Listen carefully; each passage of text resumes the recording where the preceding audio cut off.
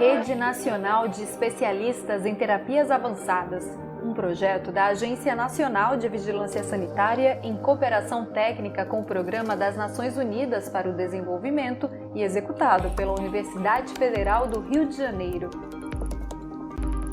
Vetores de vírus de DNA e modelos não clínicos de terapia gênica.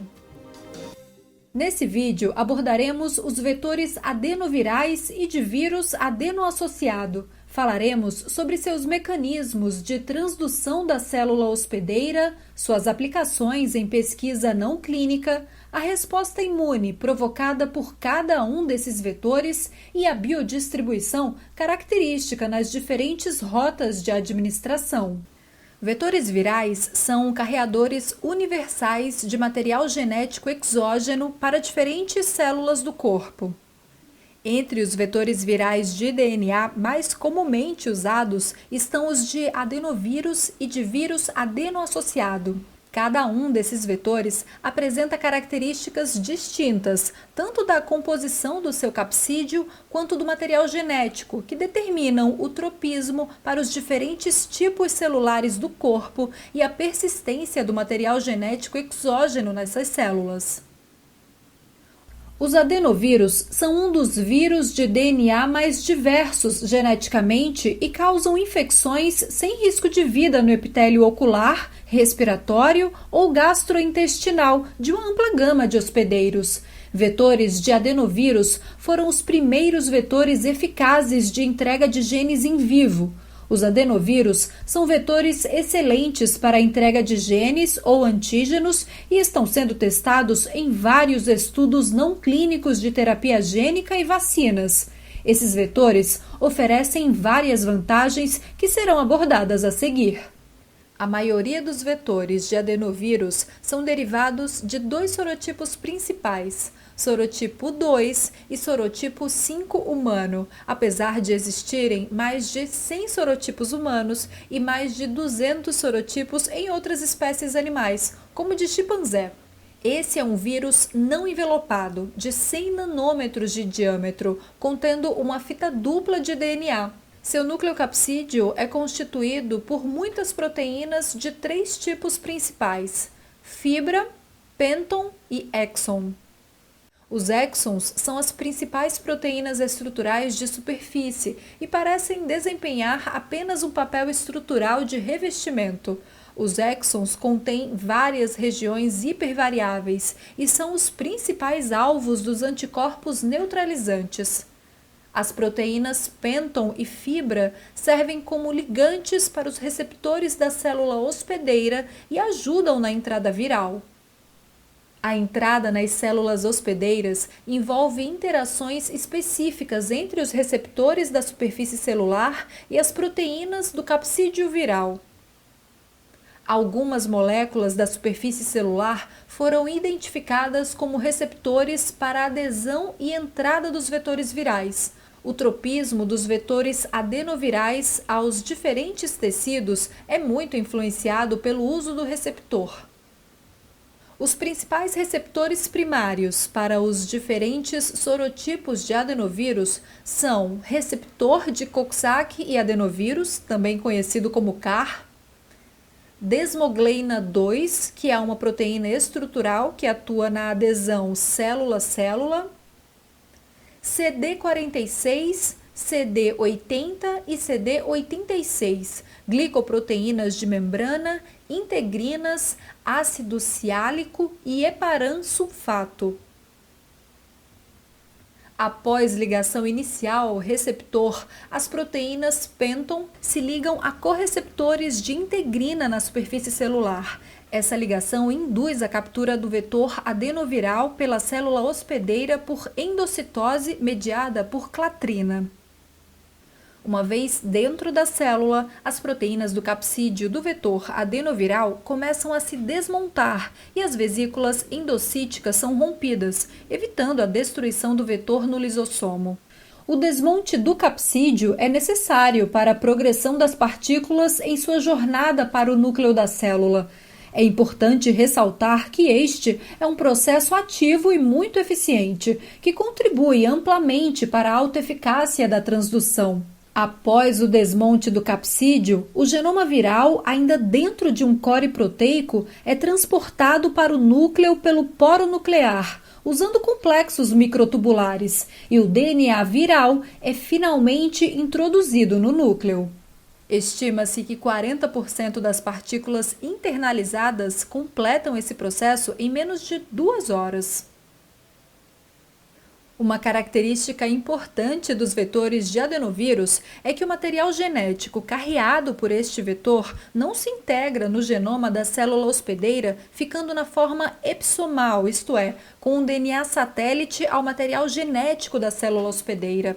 Dessa forma, evita-se a geração de mutação insercional. Pelo fato de o material genético dos vetores de adenovírus ser uma fita dupla de DNA, uma vez no núcleo da célula, esse material genético exógeno já está pronto para ser transcrito, o que garante uma expressão rápida e eficiente de proteínas codificadas pelo vetor após a infecção. Os adenovírus foram um dos primeiros sistemas de vetores a serem desenvolvidos e progrediram substancialmente desde essa descoberta inicial. Os vetores adenovirais de primeira geração tinham exclusão do gene E1, responsável pela replicação viral, e do gene E3, com função de inibir a resposta imune contra o vírus. Essas deleções garantiam um espaço para a clonagem de material genético exógeno entre 7 e 8 quilobases. Embora os vetores de adenovírus de primeira geração sejam geralmente considerados vetores de replicação deficiente, há um baixo nível de expressão de antígenos virais, o que limita a duração da expressão do transgene in vivo devido à eliminação de células transduzidas pelo sistema imunológico.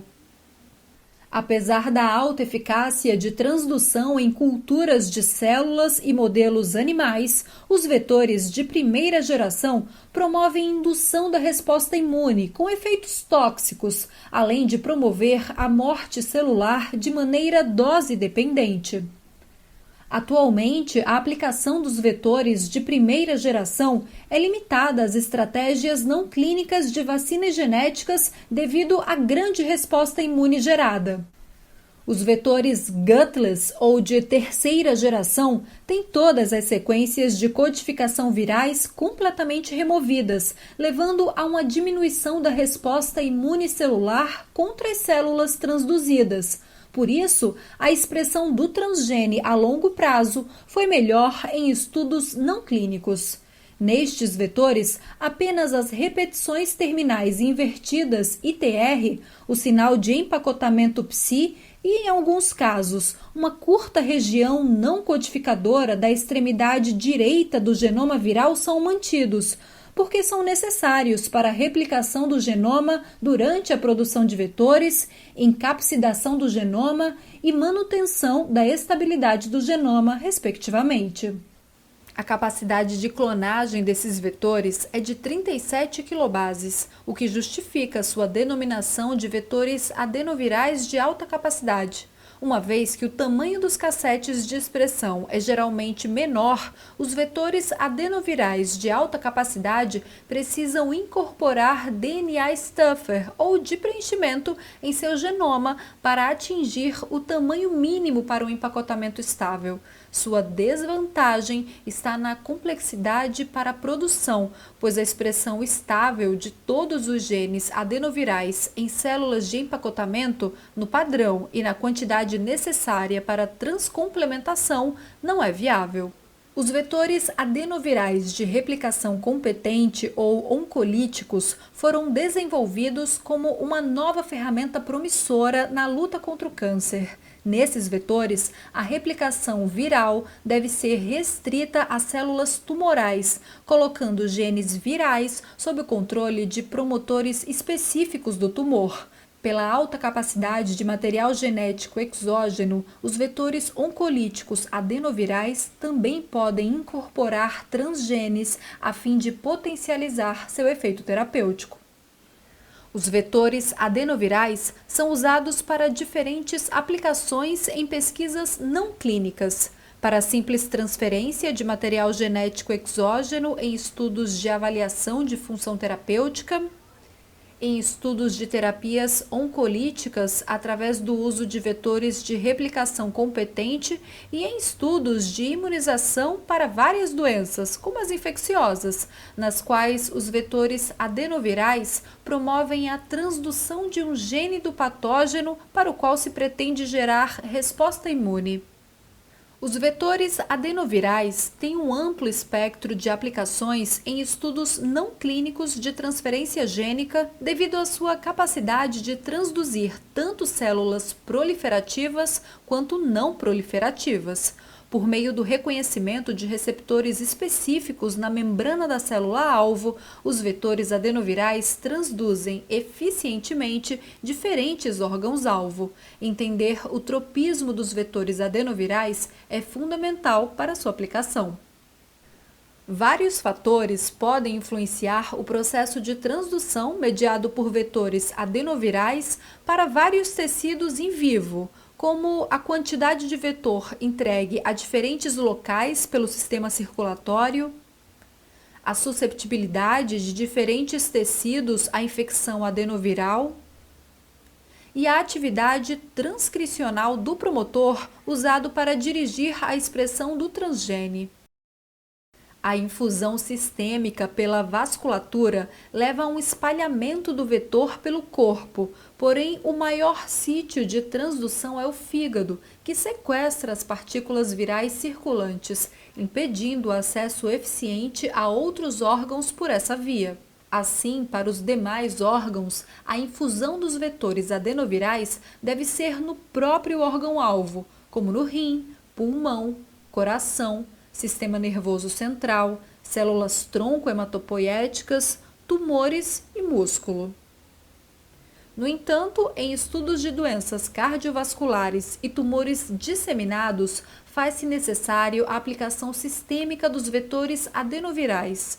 Para escapar do tropismo para o fígado, vetores adenovirais modificados têm sido estudados. Vetores oncolíticos adenovirais são projetados para reconhecer, infectar e matar seletivamente as células cancerosas.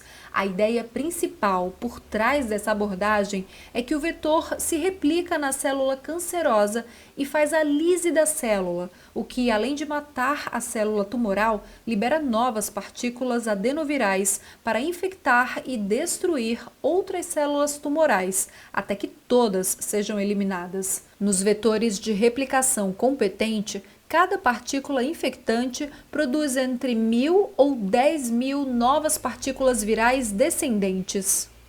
Vale ressaltar que as células cancerosas são geralmente mais permissivas à replicação do adenovírus do que as células quiescentes ou não cancerosas. Uma das razões para isso é que o padrão de expressão gênica em células cancerosas é favorável à replicação adenoviral, enquanto em células não cancerosas, várias proteínas adenovirais precisam ser expressas para forçar as células a um estado permissivo.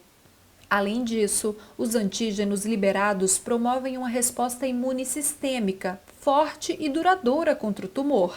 Tanto a resposta imune inata quanto a adaptativa contribuem para esse processo, facilitando a memória imunológica. É importante ressaltar que todos os vetores oncolíticos adenovirais têm características de direcionamento que permitem a replicação eficiente em células cancerosas e que limitam a replicação em células não cancerosas. Vetores adenovirais também são muito usados para estudos não clínicos de vacinas genéticas. Falhas de vacinas tradicionais para doenças consideradas altamente desafiadoras, como para a síndrome da imunodeficiência adquirida, Zika, ebola, malária, influenza, tuberculose, entre outras, impulsionam o estudo de novas vacinas com efeitos mais robustos, como as vacinas genéticas. Em vez de imunizar alguém com um patógeno atenuado ou fragmento inteiro, a vacina de DNA injeta apenas uma pequena parte do código genético do patógeno, que levará à superexpressão de um antígeno exógeno. Então, o corpo monta uma resposta imune contra esse antígeno altamente expresso. Essa resposta imune está relacionada à produção de anticorpos contra o antígeno. Entretanto, a maior vantagem das vacinas genéticas está no fato de o antígeno do patógeno ser expresso dentro de uma célula, o que leva a uma eficiente indução de linfócitos T, principalmente do tipo CD8, que é pouquíssimo induzido por vacinas tradicionais. A infecção com vetores adenovirais ativa vias de sinalização imune inata, resultando na secreção de uma série de citocinas pró-inflamatórias. Essas citocinas pró-inflamatórias pavimentam o caminho para a estimulação de células imunes de forma eficaz e resultam na indução de respostas imunicelulares e humorais adaptativas robustas. Antígenos contra o produto proteico derivado do DNA exógeno do patógeno, transportados por vetores adenovirais, são apresentados às células T por meio de moléculas MHC de classe 1 e, portanto, induzem respostas de linfócitos T citotóxicos CD8. Os linfócitos T citotóxicos CD8 reconhecem e matam com eficiência células infectadas por vírus, patógenos intracelulares e células cancerosas. Essas propriedades tornam os vetores adenovirais promissores como vetores de vacinas. Em estudos não clínicos de imunização com vacinas baseadas em adenovírus, são usados diferentes vias e regimes de dosagem, demonstrando ter um efeito significativo no tipo e na força das respostas imunes induzidas. As vias que geram resposta imune mais robusta são intramuscular e intranasal. Uma limitação importante na aplicação de vacinas adenovirais à mucosa das superfícies respiratórias é a rápida eliminação e degradação das partículas do vetor da vacina por macrófagos residentes no tecido pulmonar. Em camundongos, aproximadamente 70% das partículas do vetor são perdidas nas primeiras 24 horas após a administração pulmonar. Os macrófagos alveolares são o tipo de célula predominante responsável pela indução inicial de citocinas inflamatórias. O equilíbrio da estimulação imune inata e da retenção de um certo nível de expressão do transgene no trato respiratório é benéfica para a indução de respostas imunes adaptativas persistentes. Uma das principais desvantagens do uso clínico e não clínico de vetores adenovirais em terapia gênica está relacionada à resposta imune. Espera-se que a eficácia dos vetores adenovirais seja altamente variável dependendo dos níveis de imunidade pré-existente ao vetor. Como os vetores adenovirais são altamente imunogênicos, seu primeiro uso também leva ao desenvolvimento de uma forte imunidade humoral e celular, que bloqueia o uso subsequente do vetor. Este é um problema potencial nas estratégias de vacinação que requerem administração repetida. Na resposta imune aos vetores adenovirais, a ativação do sistema imune inato leva ao primeiro estágio de toxicidade. Receptores Toll-like e a ativação do sistema complemento são os responsáveis pela indução de citocinas pró-inflamatórias. Poucos dias depois da exposição aos vetores adenovirais, linfócitos T citotóxicos são ativados e reconhecem peptídeos derivados do vetor adenoviral exposto em moléculas de superfície MHC de classe 1. A ativação de linfócitos T citotóxicos resulta na lise da célula infectada. A toxicidade tardia é o resultado de respostas imunes celulares e humorais maduras. Células apresentadoras de antígeno são ativadas pela absorção de vetores adenovirais e apresentam peptídeos derivados de adenovírus em moléculas de superfície MHC de classe 2 para linfócitos T CD4, levando à ativação das células B. A produção subsequente de anticorpos neutralizantes resulta na eliminação rápida do vetor adenoviral e leva à criação de uma memória imunológica. A exposição prévia ao adenovírus garante a presença de anticorpos fortemente neutralizantes dirigidos contra os componentes do capsídeo viral. Os anticorpos neutralizantes levam à inativação do vetor adenoviral livre, bloqueando assim a transdução da célula-alvo, um pré-requisito para a expressão do antígeno. De fato, vários estudos mostraram uma redução drástica no potencial de transferência de genes de vetores adenovirais em modelos animais pré-imunes. A eliminação das células transduzidas causa a perda da expressão do transgene. Evitar a ativação de resposta imune é um requisito importante nas pesquisas não clínicas de terapia gênica para doenças genéticas, para que a expressão do transgene não seja perdida. Para isso, um número grande de estudos não clínicos tem focado no redirecionamento dos vetores adenovirais. Vários vetores derivados de adenovírus não humanos estão atualmente sendo estudados como vetores de expressão gênica, incluindo os de bovinos, suínos, caninos, chimpanzés e ovinos. A ausência de anticorpos neutralizantes nos soros humanos sugere que esses vírus não humanos não são prevalentes na população.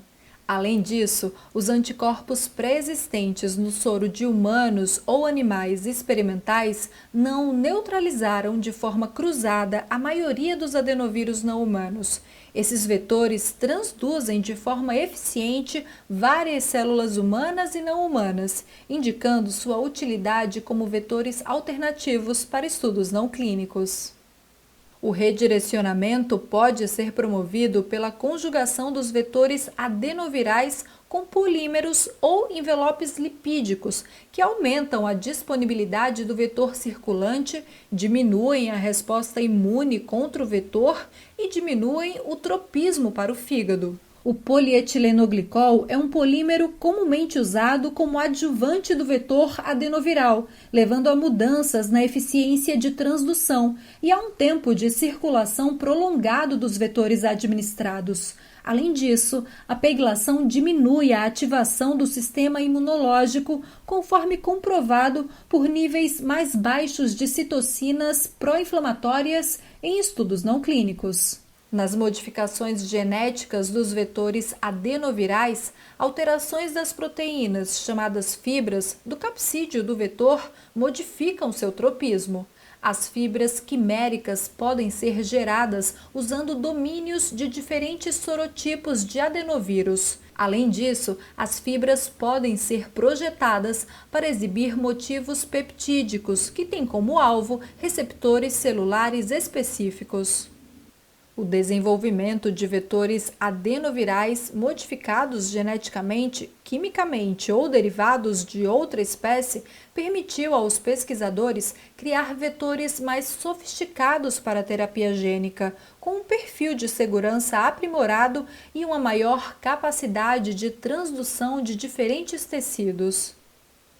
Uma melhor compreensão da biodistribuição in vivo de vetores adenovirais em estudos não clínicos permite antecipar potenciais efeitos colaterais devido ao local de transdução fora do alvo e auxiliar na estratégia da terapia gênica.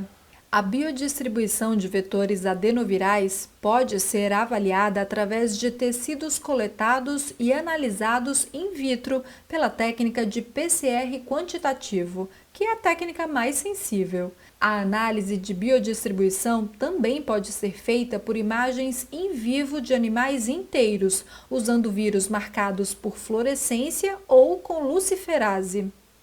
Isso permite visualizar para quais tecidos o vírus migra e se replica, no caso dos vetores replicativos. Vários estudos não clínicos de biodistribuição demonstraram que injeção intravascular ou periadventicial espalha sistemicamente, porém a maior transdução ocorre preferencialmente no fígado. Injeção intraperitoneal transduz preferencialmente rins e próstata. Injeção direta na próstata tem vazamento principalmente para baço e fígado. Injeção subcutânea leva à disseminação para linfonodos mais próximos ao local da injeção. Injeção intracraniana, transdução restrita ao sítio da injeção. Instilação intranasal ou intratraqueal, transdução restrita ao sítio da aplicação. Desde seu primeiro uso como veículos de entrega de material genético, os vetores adenovirais têm sido extensivamente estudados em uma série de aplicações e têm melhorado substancialmente com o tempo. Questões como toxicidade, imunidade pré-existente em humanos e desafios na sua construção vêm sendo continuamente abordados em estudos não clínicos com o objetivo de aprimorar sua aplicação.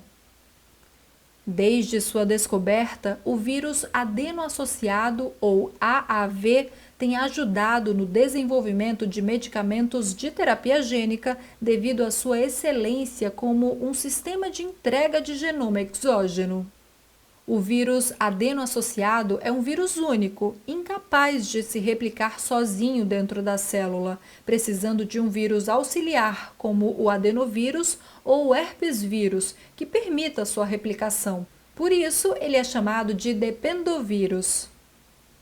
Ele revolucionou o uso de vetores virais para a terapia gênica devido a várias características que o tornam mais adequado, mesmo sendo relativamente mais recente quando comparado a outros vetores virais. Essas características são as seguintes: eles são um vírus simples, não envelopado, pequeno, com somente 22 nanômetros de diâmetro. Seu genoma é uma fita simples de DNA que pode ser tanto a fita positiva quanto a fita negativa. Eles infectam tanto células proliferativas quanto não proliferativas, aumentando o espectro de possibilidades da sua aplicação em diferentes tecidos. E o seu genoma não integra no DNA da célula hospedeira, permanecendo epissomal. No entanto, esse epissoma não é capaz de se replicar. Com isso, podemos dizer que a expressão irá persistir se a célula hospedeira não se replicar. A característica mais importante do vírus adeno-associado para seu uso como vetor de expressão é que ele não está relacionado com nenhuma doença conhecida.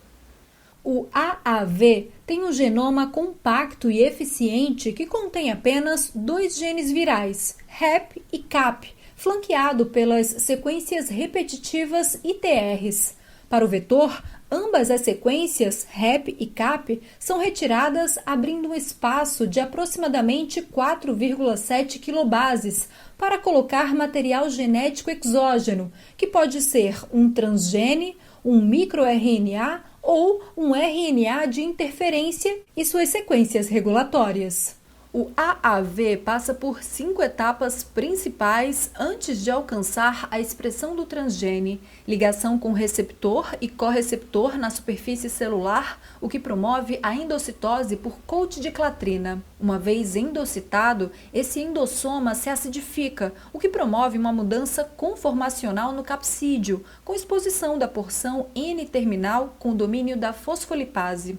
Isso promove a lise da membrana do endossomo, liberando o AAV no citoplasma, próximo ao núcleo. Então, ocorre o tráfego para o núcleo. Uma vez no núcleo, ocorre a remoção do capsídeo viral para liberar o genoma. Por fim, há a conversão do genoma de DNA de fita simples a dupla, como molde para a transcrição do núcleo. A eficiência cumulativa com a qual o AAV pode executar cada etapa individual com sucesso determina a eficiência geral da transdução. O progresso exponencial do uso dos vetores baseados em AAV foi possível também pelo isolamento de vários sorotipos de ocorrência natural e mais de 100 variantes de AAV de diferentes espécies animais. Os diferentes sorotipos apresentam diferenças estruturais no capsídeo que se refletem na capacidade de ligação a receptores e correceptores distintos, como apresentado nessa tabela. Os receptores, que representam o primeiro sítio de ligação, são na sua maioria proteoglicanos de matriz extracelular presentes na superfície celular. A lista completa de todos os receptores e correceptores para todos os sorotipos de AAV ainda não é conhecida.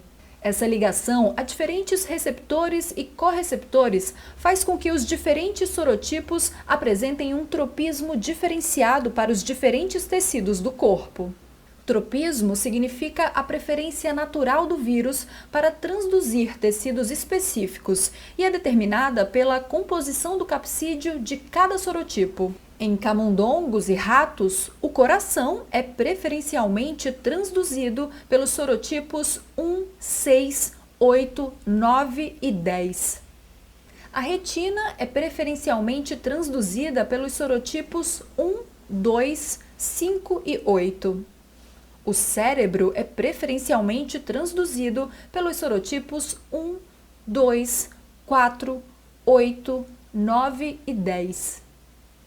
O pulmão é preferencialmente transduzido pelos sorotipos 1, 2, 5, 6 e 9. O estômago e o baço pelo sorotipo 11. O rim pelos sorotipos 7, 8, 9 e 11.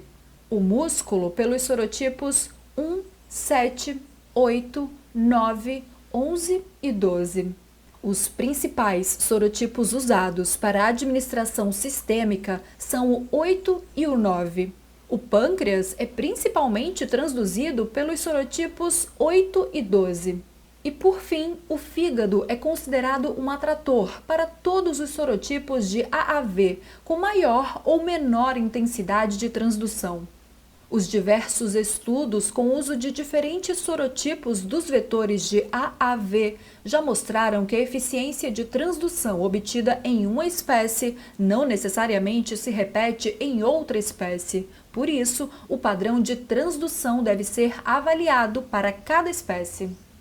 Desde o desenvolvimento de vetores de AAV dos diversos sorotipos de ocorrência natural, houve um esforço para compreender o tropismo de cada sorotipo, de forma que modificações adicionais pudessem ser realizadas para aumentar a eficiência da transferência do material genético exógeno. Como o capsídeo viral é responsável pela ligação ao receptor celular, o entendimento dos domínios do capsídeo viral crítico para a ligação é importante.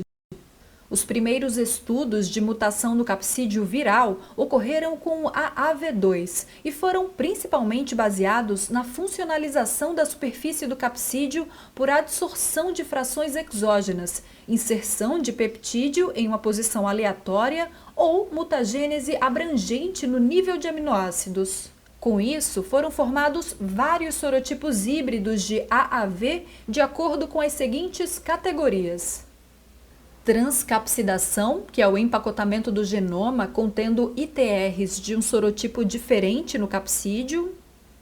Modificação por adsorção, que carrega peptídeos exógenos adsorvidos na superfície do capsídeo. Capsídeo mosaico, abrangendo a ideia de trocar domínios do capsídeo de um sorotipo para outro, para criar vetores híbridos com as qualidades desejáveis de cada sorotipo de origem. E o capsídeo quimérico, no qual há o empacotamento de proteínas do capsídeo com a sequência de um peptídeo estranho fundido no terminal N ou C da proteína viral, ou ainda uma inserção na sequência de VP. Apesar da promessa considerável e sucesso clínico emergente, vários desafios ainda impedem a implementação disseminada da terapia gênica com vetores de AAV, incluindo a prevalência de anticorpos neutralizantes na população para os vetores derivados de vírus humano, a baixa transdução de uma série de células e tecidos terapeuticamente relevantes e uma incapacidade de superar certas barreiras físicas e celulares de órgãos e tecidos em vivo. A simplicidade do genoma AAV, sua facilidade de manipulação e o entendimento funcional das sequências do capsídeo viral vem permitindo abordagens mais ousadas para a geração de variantes de vetores AAV, Um exemplo é a abordagem por evolução direcionada, que mimetiza a seleção natural, porém de forma direcionada ao órgão ou tecido-alvo. A partir dos genes do capsídeo de diferentes sorotipos selvagens de AAV ou do mesmo sorotipo de diferentes espécies, esses genes são clivados aleatoriamente e religados também aleatoriamente. Essas sequências são utilizadas para formar uma biblioteca de novas variantes ou híbridos de AAV. Essa biblioteca pode ser utilizada para a seleção da melhor partícula para a transdução do órgão ou tecido-alvo. Apesar de muito trabalhosa, essa técnica já gerou variantes de AAV com grande importância em estudos não clínicos e promissoras para uso clínico futuro. Há várias cepas de AAV modificadas que têm apresentado resultados promissores em estudos não clínicos e com potencial de reduzir acentuadamente a dose de vetor administrada devido à maior eficiência de transdução em tecidos-alvo. O AAV-DJ é um híbrido de 8 capsídeos que apresenta alta transdução in vitro. O AAV-DJ8 também é um híbrido de 8 capsídeos e uma mutação. Ele apresenta alta transdução in vitro e no cérebro. O AAV-LP2-10 é um híbrido de 4 capsídeos e uma mutação. Ele transduz hepatócitos de forma semelhante ao AAV8, porém com a habilidade de escapar dos anticorpos neutralizantes de primatas e humanos. O AAV2 retro é uma variante do AAV2 por evolução direcionada, infecta neurônios e tem capacidade de transporte retrógrado em neurônios de projeção. O AAV7M8 também é uma variante do AAV2 por evolução direcionada, promove transdução potente das células da retina de camundongos e macacos. O AAV-PHP-B é uma variante do AAV9, também por evolução direcionada, e que promove alta transdução do sistema nervoso central após aplicação sistêmica ou intravenosa. O AAV-PHP-S é uma variante do AAV9 por evolução direcionada com alta transdução do sistema nervoso periférico após aplicação sistêmica ou intravenosa. O AAV6.2 é uma variante do AAV6 com uma mutação pontual F129L, com alta transdução no epitélio pulmonar. O AAV-SHH10 é também uma variante do AAV6, mas por evolução direcionada e com alta transdução das células de Miller da retina. O AAV-ANC80L65, construído por design racional, apresenta alta transdução de músculo, retina, fígado e células ciliadas do ouvido interno. Todas essas variantes de AAV são muito utilizadas em ensaios não clínicos com o objetivo de viabilizar sua futura aplicação clínica. A biodistribuição se refere ao espalhamento do material genético do vetor pelo corpo após a administração. Os vetores de AAV se espalham por todos ou quase todos os órgãos, desde injeções sistêmicas até injeções em órgãos específicos. Quanto maior a dose, maior o espalhamento, e quanto mais direcionada, menor a quantidade de partículas encontradas em órgãos não-alvo. O tropismo dos diferentes sorotipos de AAV também é um determinante da biodistribuição. Já foi demonstrado em estudos não clínicos que sexo e idade também influenciam o padrão de biodistribuição. Por questões de biossegurança, todas as formas de aplicação dos vetores de AAV devem ter sua biodistribuição analisada. Como os vetores de AAV são deficientes em sua replicação e, portanto, incapazes de se multiplicar em humanos, eles são eliminados em uma extensão menor do que os vetores competentes para replicação. Além disso, até o momento, não existem evidências de que eles são capazes de estabelecer uma infecção. No entanto, dados coletados de pacientes em ensaios clínicos com vetores de AAV demonstraram que a liberação desses vetores ocorre na prática e, por isso, medidas apropriadas de precaução devem ser tomadas para minimizar o risco de transmissão do produto de base viral do paciente para outros indivíduos. Diferentes vias de administração apresentam formas de eliminação distintas. Após a administração subretiniana, os níveis de eliminação do vetor são considerados baixos, transitórios e localizados em amostras de lágrima do olho injetado, embora também tenha sido detectado em amostras de sangue periférico. Após a administração intramuscular, as maiores concentrações do vetor foram detectadas no soro, com eliminação de 1 a 2 logs por semana.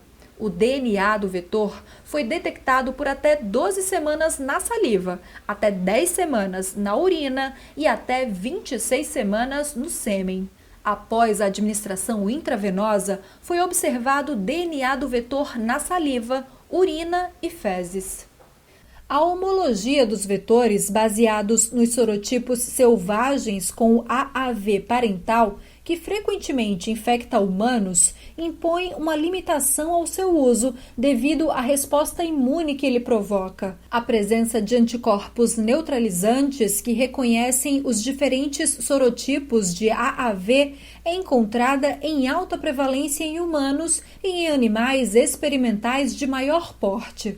Por causa disso, muitos estudos clínicos e não clínicos dosam a quantidade prévia de anticorpos neutralizantes, sendo essa quantidade um critério de exclusão para participação nesses estudos. Já foi demonstrada a produção de anticorpos de todas as subclasses de IgG, 1, 2 e 3 e de IgM.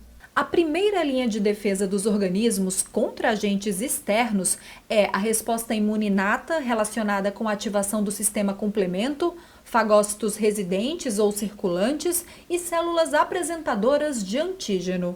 Ela é induzida logo após a administração não só por proteínas do capsídeo viral, mas também por regiões enriquecidas em GC, que podem estar contidas no genoma. A segunda linha de defesa é a resposta imune adaptativa, que requer mais tempo para ser ativada e está relacionada com a ativação das células T e B, que é induzida por proteínas do capsídeo e pelas proteínas produzidas pelo transgene, no caso de terapia gênica para reposição de gene mutado não transcrito. Essas ativações levam à formação de memória imunológica, impedindo readministração do vetor. Comparando com outros vetores, os AAV continuam sendo os que apresentam maior segurança para a aplicação em vivo, representando a grande promessa para o desenvolvimento de novos medicamentos de terapia gênica para infusão diretamente nos pacientes. Nesse vídeo, abordamos os dois principais vetores virais de DNA utilizados na terapia gênica, com ênfase em suas principais características como vetor, suas limitações e características de biodistribuição com base em estudos não clínicos de terapia avançada.